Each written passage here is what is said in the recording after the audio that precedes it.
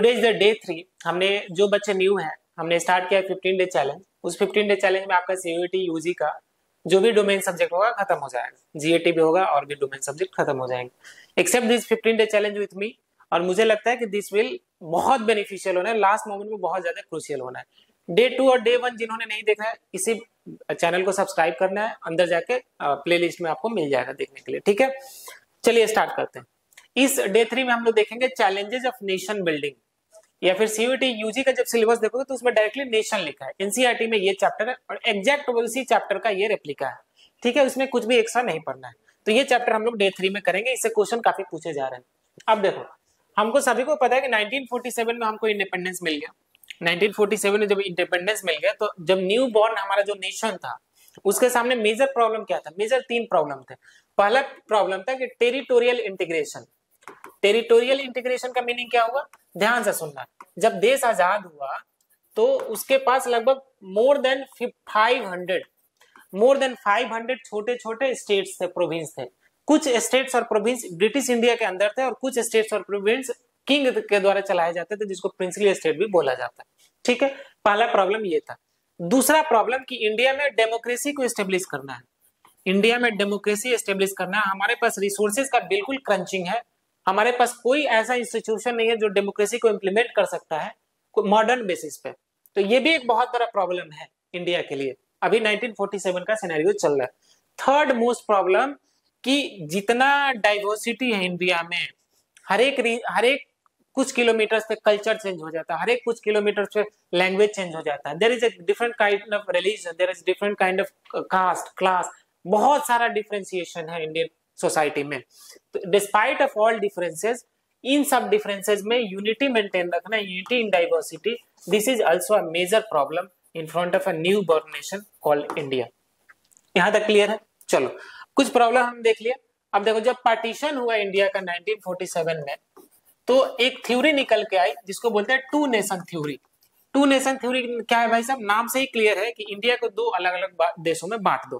तो पहला देश होगा पाकिस्तान और दूसरा देश होगा इंडिया। ध्यान से सुनना।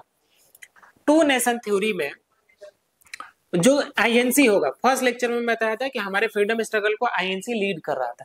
तो जो आईएनसी है टू नेशन थ्योरी को एक्सेप्ट नहीं करेगा। जो मुस्लिम लीग है, ध्यान से सुनना, जो मुस्लिम लीग है वो इस थ्योरी को एक्सेप्ट करेगा। वो चाह रहा है कि पाकिस्तान बने। And there is also people, एक बहुत रिनोड पर्सनालिटी है, उनका नाम है खान अब्दुल गफ्फार खान। ध्यान से सुनना, खान अब्दुल गफ्फार खान, इनको फ्रंटियर गांधी भी बोला जाता है। अभी पाकिस्तान के जो ऊपरी हिस्सा है उस हिस्से से ये बिलोंग करते थे, इनको बोला जाता है फ्रंटियर गांधी। डिस्पाइट कि ये मुस्लिम है और मुस्लिम प्रोविंस से है, इन्होंने इस थ्योरी को एक्सेप्ट नहीं किया। 2024 का ये क्वेश्चन था। टू नेशन थ्योरी समझ में आया? पाकिस्तान बनना है और इंडिया बनना है।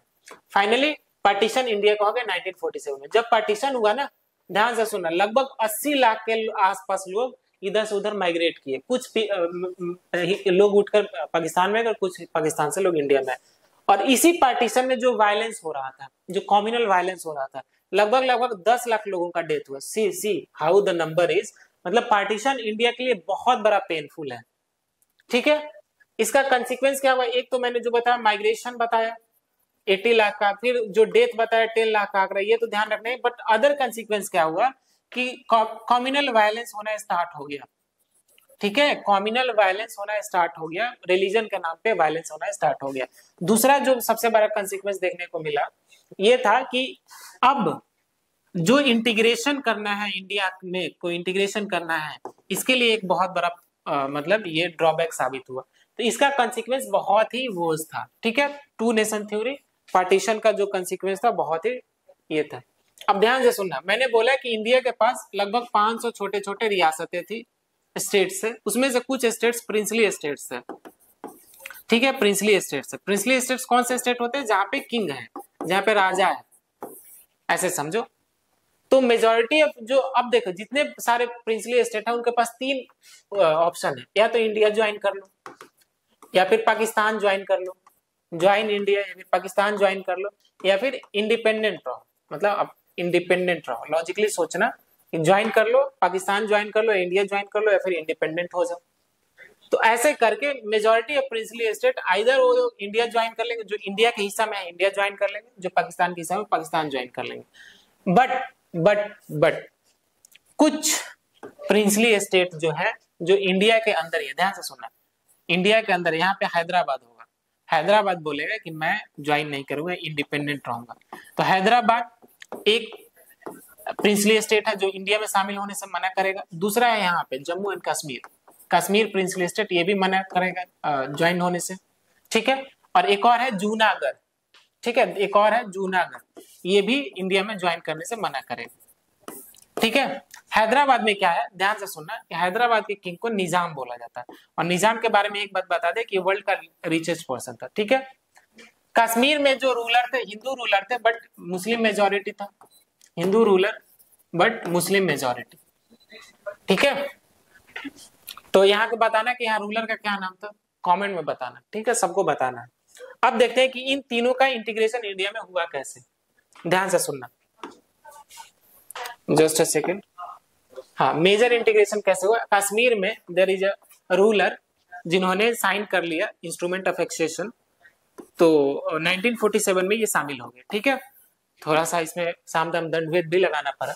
नेक्स्ट है जूनागढ़, जूनागढ़ भी 1948 में शामिल हो जाएगा इंडिया में, बट यहाँ भी सामदाम दंडभेद लगाना पड़ेगा। अब चूंकि लॉजिकली सोचो कि इंडिया के अंदर ही कोई स्टेट है, ये अपने को बोले कि मैं इंडिपेंडेंट कंट्री रहूंगा, कैसी बात है, तो ये दैट्स नॉट गुड थिंग ना। हैदराबाद का जो निजाम होगा, यहाँ पे ऑपरेशन पोलो चलाया जाएगा, इंडिया सेना जाएगी, इंडियन आर्मी जाएगा वहां, ऑपरेशन पोलो के तहत वहां के राजा के through accession instrument of accession sign करवा लेगा और इंडिया का हिस्सा हो जाएगा। तो ऐसे करके सामदाम दंडभेद से ये सारे इंडिया में शामिल हो गए। इस इंटीग्रेशन में सबसे बड़ा रोल रहा हमारे इंडिया के फर्स्ट होम मिनिस्टर का, जिनका नाम है सरदार पटेल। सरदार पटेल का इंटीग्रेशन में बहुत बड़ा रोल रहा, इसलिए इनको आयरन मैन भी बोलते हैं, बिकॉज जो प्रेयर करके मान जाए प्रेयर से मनवा देंगे, नहीं तो सामदाम दंडभेद इनको आता है। इनका कंट्रीब्यूशन की वजह से अभी रिसेंटली एक स्टैचू बनी है जो वर्ल्ड का टॉलेस्ट स्टैचू है, उसका नाम है स्टैचू ऑफ यूनिटी। बताना कहाँ पे है, किस स्टेट में है स्टैचू ऑफ यूनिटी, ठीक है। ये जितने भी स्टेट्स को शामिल करवाएंगे प्रोविंस को, उनको इंस्ट्रूमेंट ऑफ एक्सेशन के तहत ये करवाएंगे। इंस्ट्रूमेंट ऑफ एक्सेशन क्या है, एक डॉक्यूमेंट है जो साइन करना पड़ता था इंडिया में शामिल होने के लिए, ठीक है। तो इनका रोल बहुत ज्यादा रहा। नेक्स्ट इंपॉर्टेंट पार्ट आप लोग के लिए जो है, इंटीग्रेशन हमने कर लिया, next is reorganisation of state. अब देखो हम बहुत सारे प्रिंसली स्टेट शामिल भी हो गए, पूरा एक इंडिया बन गया। अब बात है कि अंदर के स्टेट्स जो है उनको रीऑर्गेनाइज कैसे करना है। तो एक हमेशा से डिमांड चलते आ रहा है कि लैंग्वेज के बेसिस पे स्टेट्स का रीऑर्गेनाइजेशन होना चाहिए। 1950 की सिनेरियो में बात बता रहा हूँ, language as a basis, language को बेसिस बनाओ स्टेट्स के फॉर्मेशन के बारे में। मतलब ये लोग बोले कि अगर तमिल स्पीकिंग पीपल है तो तमिल के लिए एक अलग स्टेट्स बनाओ, आंध्रा स्पीकिंग पीपल है तो आंध्र एक अलग स्टेट बनाओ, बट दिस इज डिफिकल्ट कि एक लैंग्वेज के बेसिस पे ऐसे क्या होगा कि सेपरेशन आ जाएगा पूरे कंट्री में। तो इसी को रिजॉल्व करने के लिए एक कमीशन बनाएगा जिसको बोलते हैं states reorganisation commission, state reorganisation commission. ध्यान से सुना, स्टेट रीऑर्गेनाइजेशन कमीशन। ये कब बनाया जाएगा, ये 1953 में बनाया जाएगा, 1953 में बनाया जाएगा। और ध्यान से सुनो, 1953 में बनाया जाएगा।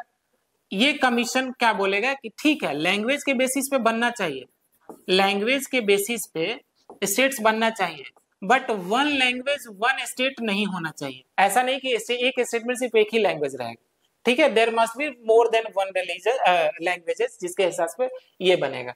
तो इसी कमेटी के रिकमेंडेशन पे, सुनना, किसी भी कमेटी का रिकमेंडेशन को फुलफिल करने के लिए पार्लियामेंट को लॉ लाना पड़ता है। तो parliament finally state reorganisation act लाएगा।